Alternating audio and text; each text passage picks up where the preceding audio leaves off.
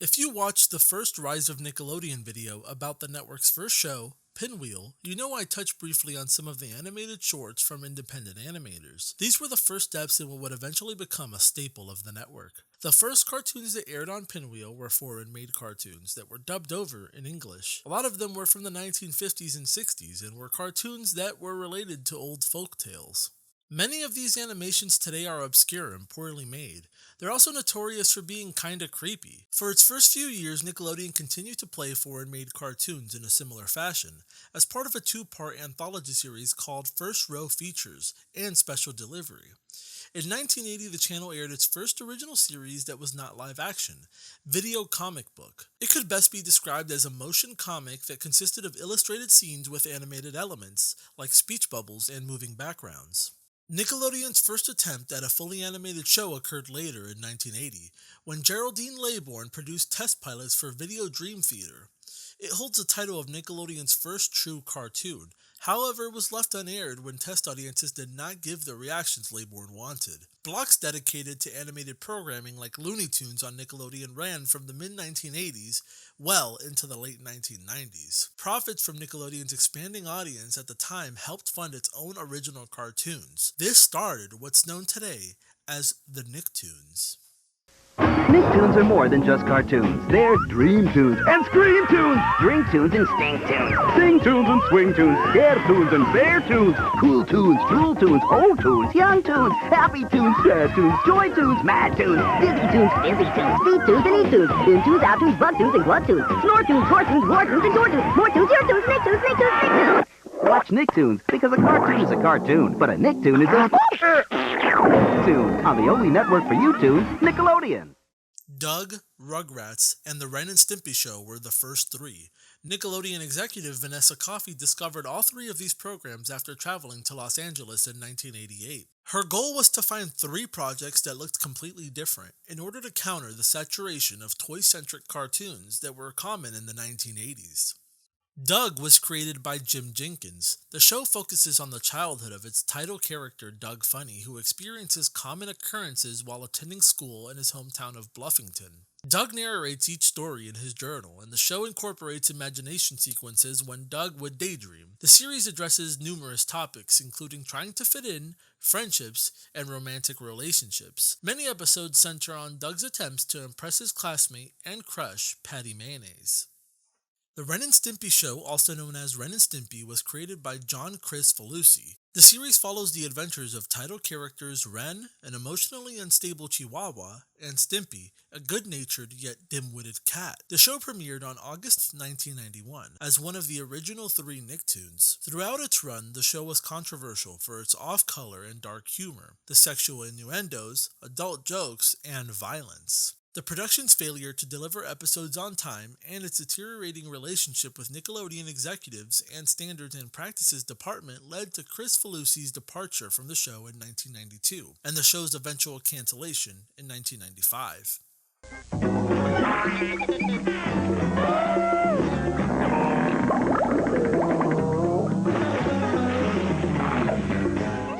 Rugrats was created by couple Arlene Klasky and Gaber Supo, as well as Paul Germain. The show focuses on a group of toddlers, most prominently Tommy, Chucky, twins Phil and Lil, and Angelica, and their day-to-day lives, usually involving life experiences that become much greater adventures in the imaginations of the main characters. The series premiered on August 11, 1991 as the second Nicktoon after Doug, and before the Ren and Stimpy Show. The production was initially halted in 1993 after 65 episodes spanning 3 seasons, with the last episode airing on May 22, 1994. From 1995 to 1996, the only new episodes broadcast were a Rugrats Passover and a Rugrats Chanukah, two Jewish-themed episodes that received critical acclaim during the time. After the popular show's production run, Rugrats began to receive a boost in ratings and popularity due to constant reruns on Nickelodeon. The show would then continue to run, and Rugrats gained over 20 awards during its 13-year run, including 4 Daytime Emmy Awards,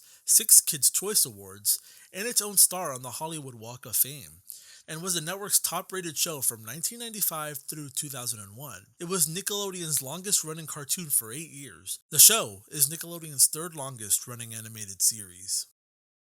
Playtime with the Rugrats is cute, lovable smiles and little giggles as they scurry about the yard. But playtime isn't just playful. It's shocking. Greed. Mine! All mine! Revenge. Whoever did it is gonna have to pay! Deceit. I'll never do it again. I promise. So remember, the next time you see a cute, cuddly Rugrat, think again. The Rugrats, tonight at 7:30, 6:30 Central on Nick.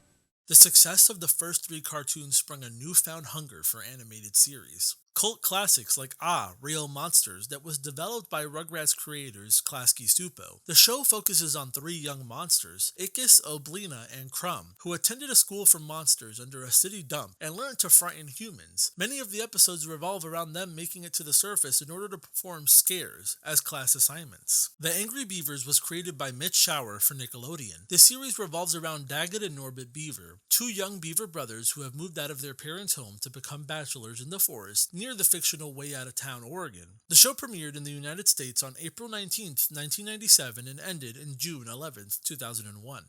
Cat Dog, made by Peter Hannon, was a series depicting the life of conjoined brothers of a different species, with one half being the cat and the other half being a dog. The first episode aired on April 4th, 1998, following the 1998 Kids' Choice Awards before the show officially premiered in October of that year. The series was canceled on June 15th, 2005, leading to a total of 4 seasons and 68 episodes over 7 years. The series was produced by Nickelodeon Animation Studio and Peter Hannon Productions.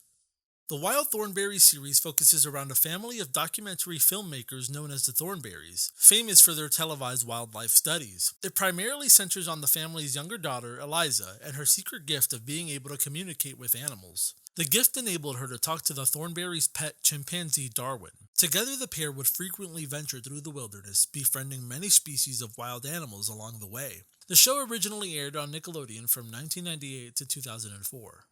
One show I didn't touch on was Hey Arnold, which was created by Craig Bartlett, and it aired on Nickelodeon from October 7th, 1996 to June 8th, 2004. The show centers on a 4th grader named Arnold, who lives with his grandparents in an inner-city boarding house. Episodes center on his experiences navigating the big city life while dealing with problems he and his friends encounter. This show was exceptional in storytelling and came from a purely unique perspective of a child being the most level-headed one in the series for the most part. Arnold was a child left haunted by the disappearance of his parents, and while living in a boarding house with his grandparents, he often ended up teaching life lessons to the adults around him. I recall episodes where he would settle disputes, help people with marriage problems, and all while balancing his grandma being senile, school, friendships, and being constantly bullied by Helga, even though she secretly had a crush on him. This show was one of my personal favorites because it illustrated that just because you may have been dealt a bad hand in life doesn't mean that you have to be angry and seek revenge. Arnold was always wanting to fix other people's problems and make people around him happier than himself,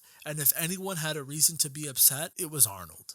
There were many other Nicktoons that I didn't dive into deeply, like Kablam, Rocket Power, As Told by Ginger, The Fairly OddParents, Invader Zim, Chalk Zone, Jimmy Neutron, which was the first 3D Nicktoon, My Life as a Teenage Robot, which was the most forgotten show ever made, apparently, and Danny Phantom, which was a huge cult following. But I need to talk about the single most important Nicktoon in Nickelodeon's history. Rocco's Modern Life centers on the surreal life of an Australian immigrant wallaby named Rocco and his friends Steer Heifer and Turtle Filbert, as well as his dog Spunky. The show is set in the fictional town of O-Town, and throughout its run the show was controversial for its adult humor, including the double entendre, innuendo, and satirical social commentary similar to the Ren and Stimpy Show. Murray created the title character for an unpublished comic book series in the late 1980s, and later he reluctantly pitched the idea to Nickelodeon, who were looking for edgier cartoonists for their Nicktoons. The network gave the staff a large amount of creative freedom, with the writers targeting both children and adults. The show premiered on September 18, 1993 and ended on November 24, 1996, totaling 4 seasons and 52 episodes. The show launched the careers of voice actors Carlos Alazraqui as well as Tom Kenny, as well as a creative director, Steven Hillenburg. After the show's cancellation, much of the staff regrouped to work on a new idea by Steven Hillenburg. The character that they would create would become the face of the network and perhaps be the most recognizable cartoon character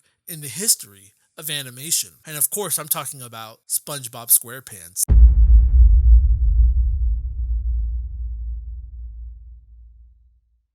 Now, on Nickelodeon News Flash, kids are attempting to build time machines so they can race through the week and go straight to Sunday, where they'll find Doug, Rugrats, and Ren and Stimpy, Nickelodeon's new cartoons. Is it worth altering the fabric of reality to see Nickelodeon's new cartoons now? You bet your Bunsen burner it is. Until kid scientists perfect the pursuit of time travel, you'll have to wait for Doug, Rugrats, and Ren and Stimpy, Nicktoons, calculated to arrive every Sunday starting at 10, 9 Central, only on Nickelodeon. The quest for the newest fruit roll-ups continues. Finally, baby, it is ours. Don't you know what that means? A creation of my very own, made from my stinky sweat socks. He's gone mad. No, Ren. Yes, yes. Look, she's done. My plan's ruined. Idiot. It's new Nickelodeon Peel-Outs, Ren, Stimpy, Doug, and more. Nickelodeon characters now on fruit roll-ups. What fun fruit roll-ups will we roll out with next? Spongebob Squarepants!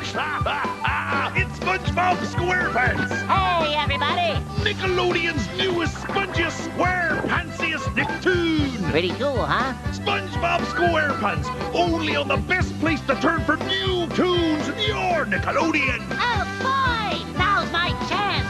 Spongebob Squarepants is coming in July! Be there and be square! Look at me! I'm